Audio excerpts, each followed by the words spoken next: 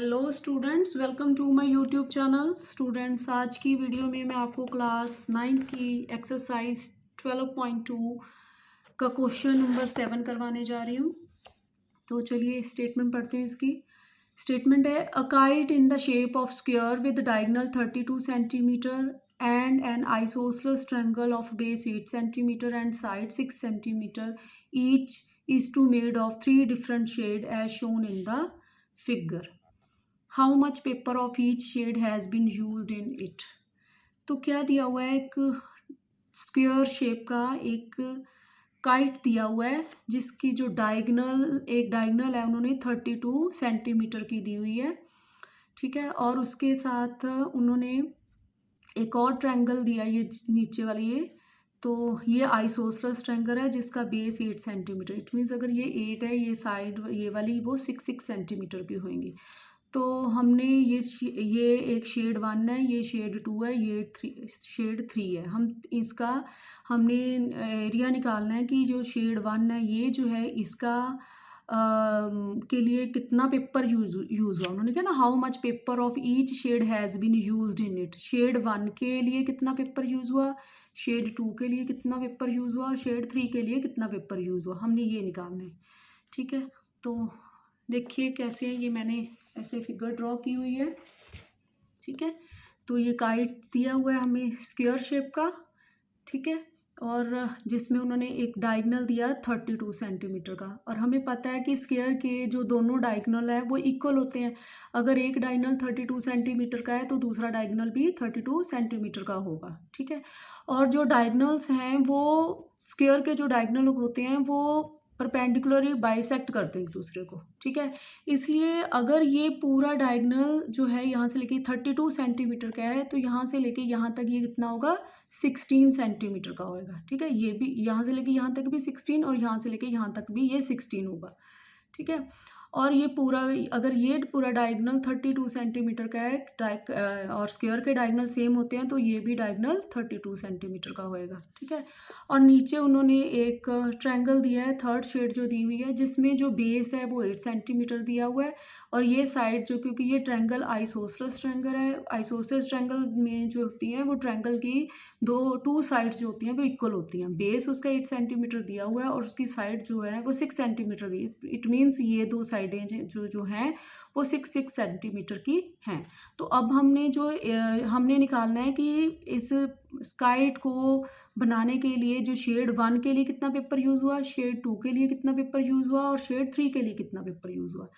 तो ठीक है, तो देखिए ये जो ट्रायंगल है इसका ये जो है ये 32 इसका बेस है और ये परपेंडिकुलर जो है वो 16। हम क्या करेंगे, एक ट्रायंगल का एरिया निकाल लेंगे, क्योंकि ये ट्रायंगल जो है ये दोनों ट्रायंगल जो है वो सेम है, ठीक है। एक ट्रायंगल का निकाल लेंगे तो वही शेड 2 का भी एरिया होगा, ठीक है। जो जितना पेपर शेड 1 को बनाने के लिए यूज़ हुआ उतना ही पेपर शेड 2 को होगा, क्योंकि ये दोनों जो शेड्स हैं वो इक्वल हैं। ये ट्रायंगल जो है इस ट्रायंगल के इक्वल है, ठीक है। तो हम पहले शेड 1 का एरिया निकालेंगे। तो वो देखिए हम लिखेंगे एरिया ऑफ शेड 1, ठीक है। अगर डायग्राम अच्छे से समझ लग गए, स्टेटमेंट अच्छे से समझ लग जाए तो जो क्वेश्चन होता है ना वो इजीली सॉल्व हो जाता है। तो एरिया ऑफ शेड 1 क्या होएगा, एरिया ऑफ शेड 2 के इक्वल होएगा। This is equal to area of shade 2, area of shade 2। Shade 1 और शेड 2 का एरिया इक्वल है तो वो किसके इक्वल होगा, 1/2 बेस इंटू परपेंडिकुलर, ठीक है। बेस कितना है 32, दिस 1/2 लिख लिया एज इट इज़। बेस है 32 सेंटीमीटर और परपेंडिकुलर क्या है 16, this is equal to 16 centimetre, ठीक है। तो ये कट जाएगा 16 2 का, ठीक है। तो ये आ गया हमारा 16 और हमने 16 को 16 से मल्टीप्लाई किया तो वो आ गया हमारा 256 सेंटीमीटर स्क्वायर, ठीक है। तो ये हमारा शेड 1 का और शेड 2 का एरिया आ गया। ये जो एरिया आया इसका मतलब यह है कि ये पेपर इतना यूज़ हुआ, फिर हम लिखेंगे paper used for shade 1 and 2, this is equal to 256 centimetre square.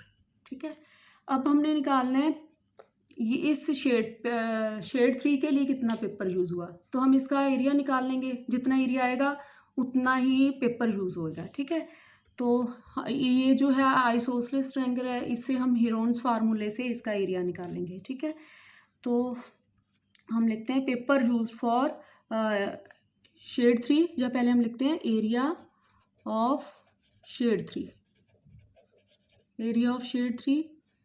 ठीक है, ये हम निकालेंगे अब। ठीक है, तो ये क्या है, इसके लिए हम हेरोन्स फार्मूला यूज़ करेंगे। तो मान लीजिए कि ये ए इज इक्वल टू 6 सेंटीमीटर दिया हुआ है, तो ये वाली 6 को हम बी मान लेते हैं, 6 सेंटीमीटर, एंड ये जो है and C is equal to 8 centimetre. ठीक है, तो अब हमने एस निकालना है, सेमी पेरीमीटर। तो सेमी पेरीमीटर क्या होता है, सभी साइड का plus over 2।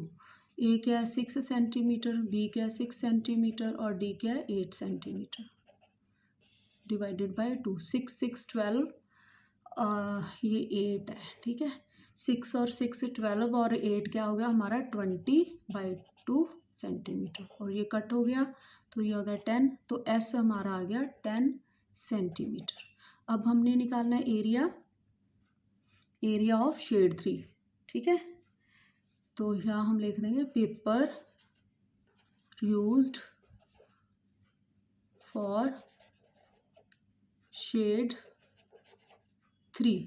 Paper use for shade 3 का मतलब कि हमने क्या निकालना है, एरिया ऑफ शेड 3। ठीक है, जो शेड 3 का एरिया आएगा उतना ही पेपर यूज़ होएगा। ठीक है, तो ये क्या होएगा हमारा S minus A, S minus B, S minus सी।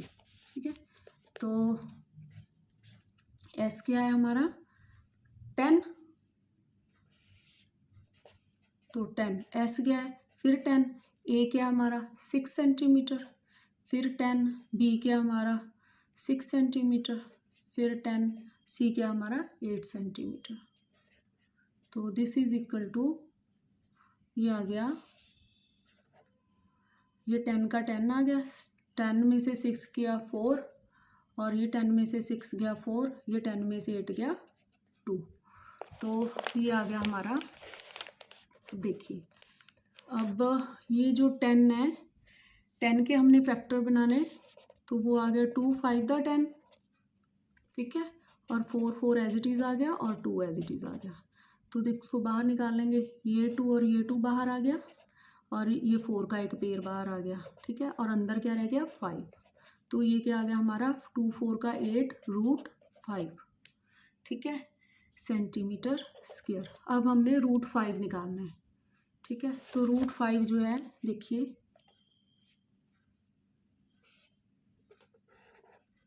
√5 के लिए क्या करेंगे हम, देखो ये देखो हमने ये 2 पे जाएगा, देखो 1 1 द 1 और 2 2 द 4, यहाँ पे डेसिमल लगा के हम ज़ीरोज़ लगा लेते हैं। ठीक है, और ज़ीरोज़ इसको माइनस किया, 1 आ गया, ये डेसिमल ऊपर चला गया, और हमेशा हम पेयर में नीचे उतारते हैं तो 2 0 नीचे आ गई। अब ये जहाँ जितना ये 2 है उसी में 2 ही ऐड करेंगे, तो ये हो गया हमारा 4। ठीक है, अब वो 4 के साथ यहाँ पे जो वो हम डिजिट लगाएंगे वही हमने यहाँ पे लगाना है। ठीक है, तो ये 2 पे जाएगा, 42 को 2 से किया तो वो हमारा आ गया 84। ठीक है, तो 42 को हमने किया 84, अब 100 में से 84 माइनस करेंगे तो ये आ गया हमारा, 100 में से हमने 84 को माइनस किया तो ये आ गया 10 में ये 9। ठीक है, तो 10 में से 4 गया 6, 9 में से 8 1, फिर 0 का पेयर हमने नीचे उतार लिया। अब देखिए यहाँ पे 42 है, यहाँ पे 1 प्लेस पे 2 है, तो 2 ही हम इसमें और ऐड कर देंगे। 42 में 2 ऐड किया तो हो गया 44। अब यहाँ पे 44 के यहाँ पे क्या लगाएं, और फिर उसी से हमने जो डिजिट लगाना उसी से उसको मल्टीप्लाई करना है कि वो 1600 से के या इक्वल आ जाए या उससे छोटा, उससे बड़ा नहीं होना चाहिए। तो ये 3 पे जाएगा, 443 को हमने 3 से मल्टीप्लाई किया तो वो आ जाना हमारा 1329। फिर हमने इसको माइनस करेंगे, 10 में से 9 1, तो ये आ गया 9, 9 में से 2 7, और ये आ गया फिर 5, 5 में से 3 2, ठीक है। तो ये फिर 2 0 और नीचे उतारेंगे, ठीक है। ये 2 1, अब पहले ये उतारी, अब ये वाली उतारेंगे, ठीक है। तो 2 0 और नीचे उतार ली हमने। तो फिर यहाँ पे 3 है तो इसमें 3 ऐड करेंगे, ठीक है। तो वो आ गया 4 4 3 किया तो 6 आ गया यहाँ पे, ठीक है। तो इसके साथ कौन सा डिजिट लगाएं कि वो ये जो नंबर आए इससे इक्वल हो या छोटा हो, तो ये फिर 6 पे जाएगा। तो इसको 6 से हमने मल्टीप्लाई किया। मैं इसलिए करती जा रही हूँ जल्दी से क्योंकि मैंने ये पहले किया हुआ है। तो इसको पहले ये आ गया हमारा 796। तो इसको माइनस करने की ज़रूरत नहीं है कि हमने 3 डिजिट तक ले लिया। तो यह हमारा आ गया 2.236, ठीक है। तो अगर हमने इसको राउंड ऑफ किया तो ये हमारा आ गया 2.24 आ जाएगा, ठीक है। तो √5 की वैल्यू जो है, √5, ये 8 का 8 आ गया। √5 की जो वैल्यू जो मैंने निकाली 2.236 है ना, तो मैं इसको राउंड ऑफ कर दूँगी, 2 3 की जगह पे मैं लिख दूँगी 2 4, ठीक है। क्योंकि यहाँ पे 6 है तो नियरेस्ट जो है वो 4 आएगा, या कह लो 36 जो है वो जो अगर 40 का राउंड ऑफ करेंगे तो यहाँ पे ये 4 आ जाएगा, ठीक है। तो ये आ गया 2.24, ठीक है। तो इसको हम ये अप्रॉक्स में आंसर आया क्योंकि डेसिमल के आगे बहुत सारे डिजिट्स होते हैं, हमने सिर्फ इतना निकाला है तो इसलिए हम इसको अप्रॉक्स में लिखेंगे। अब फिर हमने 8 को 2.24 से जब मल्टीप्लाई किया तो वो आ गया हमारा 17.92 सेंटीमीटर स्क्वायर। आप साइड में मल्टीप्लाई करके देख लेना, ठीक है। तो ये आ गया हमारा पेपर यूज्ड फॉर शेड 3, यही हमने निकालना था, ठीक है। यहाँ पे हमने निकाला पेपर यूज्ड फॉर 1 और 2। तो ये था हमारा क्वेश्चन 7, यही हमने निकालना है तीनों शेड के लिए जितना जितना पेपर यूज़ हुआ, तो वो हमने निकाल दिया। आई होप आपको अच्छे से समझ लग गया होगा क्वेश्चन 7। Thank you.